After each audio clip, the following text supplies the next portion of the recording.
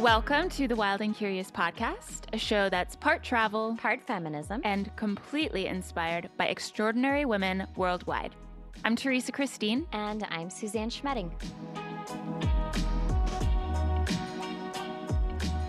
Suzanne, you have been to Huntington Beach, right? I mean, I'm from California. I feel like there are very few places that I haven't been in my home state. What? But California's huge. Yeah, but I've lived here for 400 years.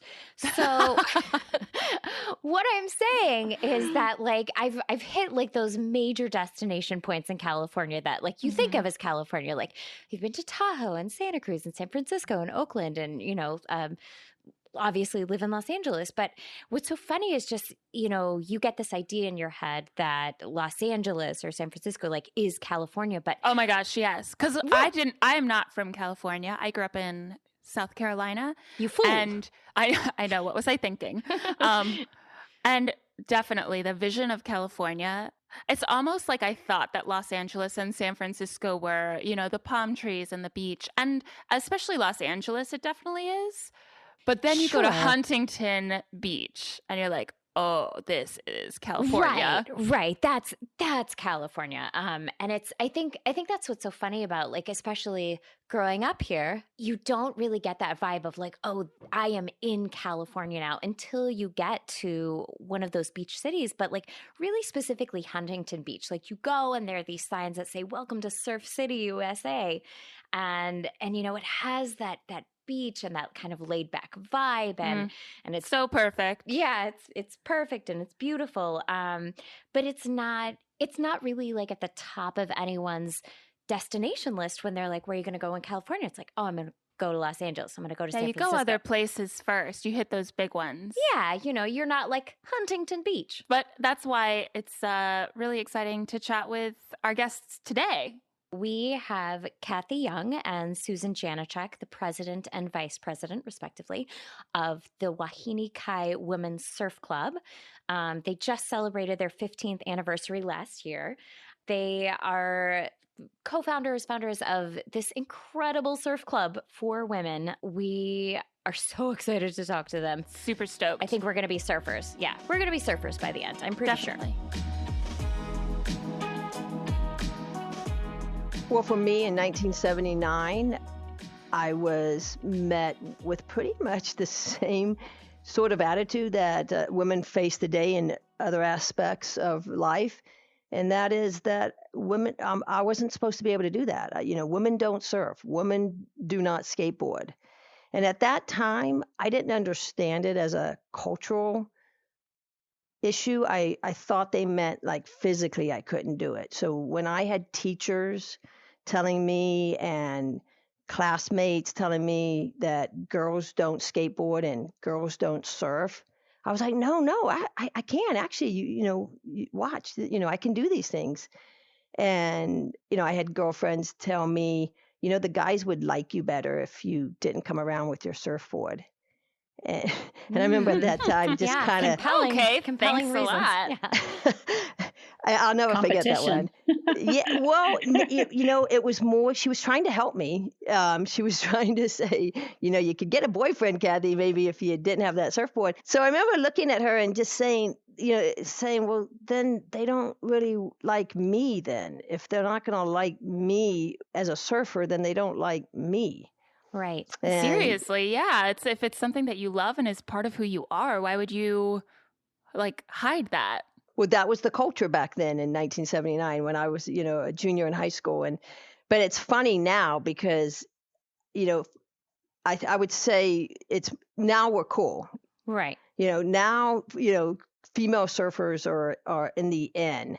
I don't think a young girl today would get that same comment. And Susan, I'm curious to know, so you started in 2009 surfing.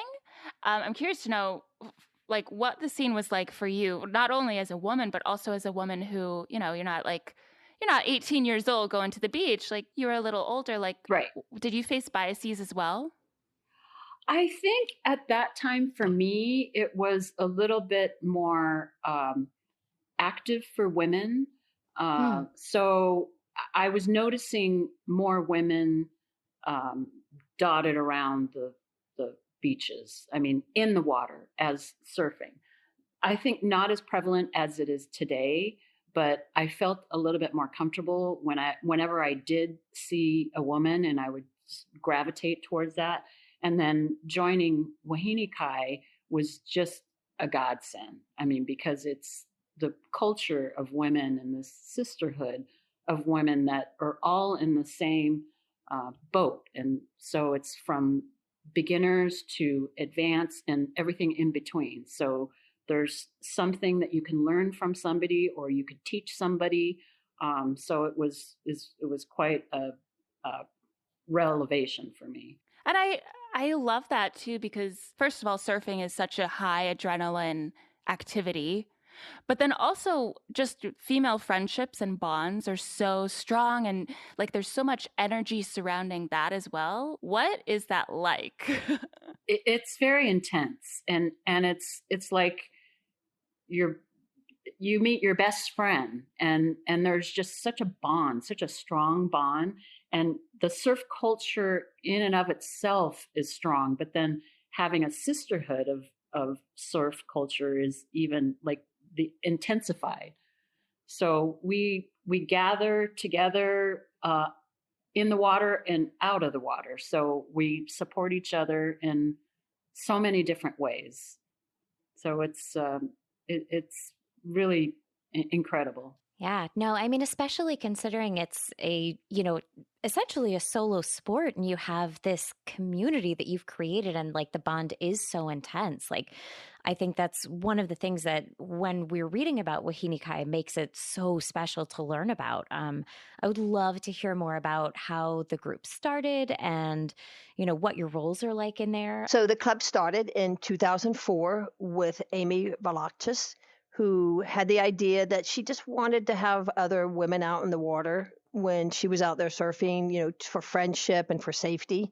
So she put an ad on Surfline, and she asked if there was women who were interested. Wait, I'm sorry. What is Surfline, like Craigslist for surfers?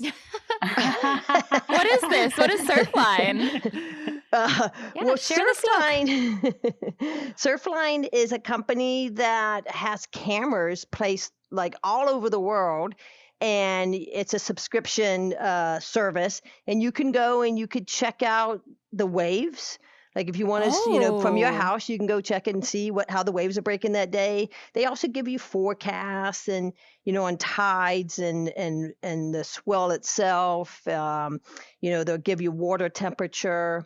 Oh, that's incredible. Anywhere in the world. Anywhere in the world. So if you want to look at waves in Hawaii, you can go to Surfline. Oh, wow. Okay, thank you. I just wanted to clarify that. So she places this ad on Surfline, and it's just a little communication blog board, and just looking to see if there was anybody interested in meeting up with her, because she didn't really know a lot of people out here. She had just moved from Maine, and she gets 20 ladies to meet her in Huntington Beach. They go out, they surf, they have dinner, and they come up with this idea of let's form a club. And last year was our 15th anniversary. And out of those 20 members that started the club, we still have 10 of them in our club. And we've grown from 20 members to 300. We have the original chapter here in Huntington Beach, which consists of the Orange County, LA chapter. We've grown to started a San Diego chapter. We have a San Francisco chapter. And then we have a splattering of members from Washington State down to San Diego. We have members in Hawaii. We have one in Japan. We have one in England. Oh, wow. All over. Yes. That's incredible. So what we want to do, our goal is to continue to grow chapters and continue to grow the sisterhood that we've started here in Huntington Beach. And as Susan mentioned, it's phenomenal. And you do get to meet your new best friend. When we have new members, I tell them that just like every other aspect of their life, you get out of Wahine Kai what you put into it. So if you just pay your $15 a year membership, which is nothing, you can can't even buy a dinner for $15 anymore. But if you just pay your membership and don't show up to anything, you're not going to get anything out of the club. But if you come and you meet other women like yourself who are down to earth, who are, environmentally conscious, who, care about the environment and, who enjoy surfing, you're going to likely meet your next new best friend. We use Facebook as our communication. We use groups on Facebook, and we have a private group. So if I want to go out and I just post, hey, I want to go surfing tomorrow. Anybody want to join me? There's a likelihood that I'm going to have a dozen women who say, yeah, sure, I'll meet you. Where are you going to go? And I know I don't have to paddle out by myself, from a safety standpoint. But like you say, like it's an intense exercise. And if I catch a wave, and it was like a great wave, and I had a great drop, and it was really fun, and I get to look back and see Susan sitting out there in the lineup with a big smile on her face, and I'm like, "Whoa, Or did you cheering see her that wave?" on. Yeah, it makes it so much better because you're just like, "Wow, I just got that awesome ride." Or someone's paddling out and they see you drop down, and and you make it past the section. And they're like, oh, I saw that. And I'm like, yeah, wasn't that gnarly? And it's just that much more exciting. You're just that much more pumped. Do you feel like with surfing, it is more people do it as a community thing? Are most people doing surf in groups? It's I more would of an think individual not. sport, I Right. think. It's more, like running. You kind of run, it's an internal sport. And I don't know, they talk about it being a Zen activity. I think it's beyond a Zen activity because you really have to engage your core, and it's very physical, and it's very Mental? yeah, mental. A lot of it is mental, and getting over the fear of like giant waves or harder conditions. So there's a lot of factors, like the ocean is continuously changing, so you have to work with moving momentum and also your own personal overcoming whatever mental issues you might have going on in the day or Right. Yeah, it's physical and mental, Right. for sure. I think it's one of the things that's so fascinating to me about it is it's this solo sport, and you do have to overcome all of those things, but like there is that intense community, and it's so incredible that kind of dichotomy can come together in this beautiful group. And I guess what I think is really fantastic about Wahine Kai is that you do make allowances and you are trying to be so inclusive, so everyone can have this experience. Like the cost is so low, like you mentioned. And Susan mentioned earlier that she was part of the Surf Mamas, which, is kind of a harder group to get to because mothering is very difficult and challenging and time consuming. And to be able to kind of found that group where you're including everyone. I think that's so lovely. Can you tell us about Surf Mamas? Like, because our listeners might not know. So it was interesting that you brought that up because we actually do have a subgroup within Wahine Kai. So Wahine Kai members pay to be in the club. And all the money that we gather from dues, we put right back, into the club. We have amazing events and raffles, and people get to win brand new surfboards. And so all that money, we're a nonprofit organization, goes right back. But Surf Mamas is a subgroup, and they don't pay in dues to be in Surf Mamas. We vet the members ahead of time, so you kind of have to know somebody in order to join the Surf Mamas group. But the idea is it's for moms with young kids, and they meet on the beach, and then they trade off. Let's say if there's 3 or 4 of them that are there, with 2 of them will go out and surf, and the other one stays behind and watches the little ones, and then they switch off. And then they would say the other 2 will go out and surf while the other 2 are sitting on shore. It's like childcare. I mean, like it's childcare on the beach, but you pay for it in surfing or trading off, and you surf and they watch your kid, and then vice versa. Oh my gosh, I think that is so wonderful because I have a couple of friends who do have smaller children and want to be active, but like finding someone to watch their kids is part of the problem. And like the fact that it doubles as this daycare thing and an extreme sport and a community for moms, it's so nice. That group is run by Jennifer Owe, and she's been doing this for years. She's still got a little one, but eventually I'm going to have to find somebody new. But we have a chapter here in Huntington Beach, and then there's a chapter in Ventura and one in Santa Cruz. And the chapter in Santa Cruz actually had a little short film made of them, and they're called Surf Mamas. And Elizabeth Silver Pepin is the one who made this short movie about them. And you could Google that, look it up. Wonderful. Yeah, and we'll put it in the show notes too. So being a mother and like creating the community and finding time, that's just one of the many challenges that, is part of this new generation of surfers. And we talked a little bit about the surf culture and the challenges you faced then. I'm curious, what do you think the scene is like now, and what challenges are you currently facing as a female surfer or as a member of a female surf club? Challenges, I think more in my experience, the challenges are crowds. Surfing has become such a popular activity that, they always say surfing sucks, don't try it, because they don't want more people to like people that have been surfing for a long time that don't want others to join. Like, surfing's awful. Right. It really sucks. So yeah. But because sometimes when the surf is, when they say going off and it's firing, people flock to that break. And so you get crowds of people, shortboarders, longboarders, young, old, and trying to share waves becomes a challenge because you'll get 10 people trying to go for one wave, and it becomes dangerous at some point. Yeah, for sure. So I would be remiss not to ask then about your favorite surf spot in the entire world, a place where you can catch the most incredible waves. Without having to share. Where is that? No sharing We necessary. can't tell you. Favorite way. That's the favorite spot. Not having to share. We can't tell you the name of it or how to get there, but you take this long path. It's called Secret Spot. Yeah. Oh, okay. It's called Nanya Business. There you go. But the waves are incredible at Nanya Business because there's like rocks down in the water, and it kind of breaks up the waves, so they're soft, and they're very skatable, makeable waves.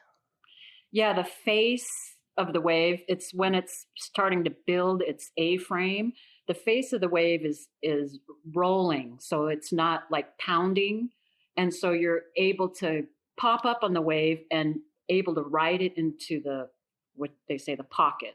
Okay. So you're going down the line. So that secret spot is I think Susan and I are talking about the same secret spot. Right. And so the whole deal is you want to have a face, if you will. So it's like if you think about back in skateboarding, you have banks and ramps and pools that you skate on, and that's the face of the wall. Well, the wave kind of has the same face. That's what we're hoping for, that we can ride on, and that we could go down and make a turn on the top and cut back into the white water and, go down and make a big turn off the bottom and, pop the lip and so it gives us room to maneuver the board and make these different turns and maneuvers.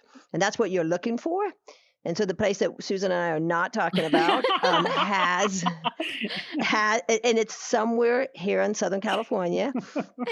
But and so really it's anywhere you can find that, anywhere where you can find a makeable wave. That sounds both beautiful and terrifying. And guys, and that's exactly what it is. It's just this beautiful, like, terrifying activity. It can be. So it's an adrenaline rush. So you just got to decide like how much adrenaline you're willing, to go for.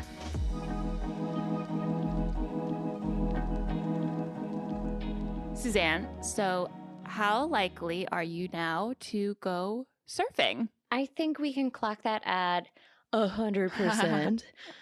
You know that my mom had gotten me that surf gift certificate. I think we talked about that a little while ago. A year ago, right? Yeah, no, a year ago. She got it for me 2 months after I had surgery on a perforated eardrum. Thank you, And Mom. I was like, okay, super useful at this point in my life. And I just sort of forgot about it. And when we had mentioned that we were going to be interviewing Susan and Cathy, I was like, oh yeah, I should kind of put that to use. But now, kind of after talking about, sharing the Stoke and this community of women, I'm like, oh, I got to get on that. I got to go surfing right now. I like the idea of surfing. I think that for me personally, because I'm a perfectionist though, and I want to be like good at everything the second I try it.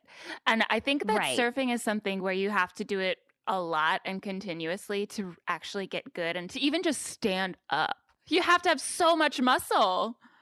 You have to have so much muscle, but also, I mean, maybe I'm crazy, but I feel like I'm just going to be a phenomenon like Cathy was, where I just stand up immediately and I'm and everyone is like, oh my God, Suzanne. Yeah, that's what I kind of think is going to happen. I feel like I'm going to be perfect at it. You will be. Immediately. You absolutely will be. And I am going to be sitting in the sand taking photos. You're going to be my Wahine Kai. Yeah, I'll be your little Wahine Kai. Yay. Which, speaking of, anyone who is as interested as I clearly am now should go to wahinekai.org to learn more about the sisterhood of the Wahine Kai Women's Surf Club and their growing chapters. We'll put that in the show notes. You've been listening to the Wild and Curious podcast, hosted by me, Theresa Christine. And me, Suzanne Schmedding. If you've enjoyed this episode, there's more where this came from. Subscribe to the Wild and Curious podcast wherever you listen to your favorite podcast. You can also follow along with our adventures on Instagram. Our handle is @_the Wild and Curious _ and we will also put that in the show notes for you. We are always looking for extraordinary women to talk to you on our show. If you have someone in mind, or you are that someone, go to thewildandcurious.com to let us know.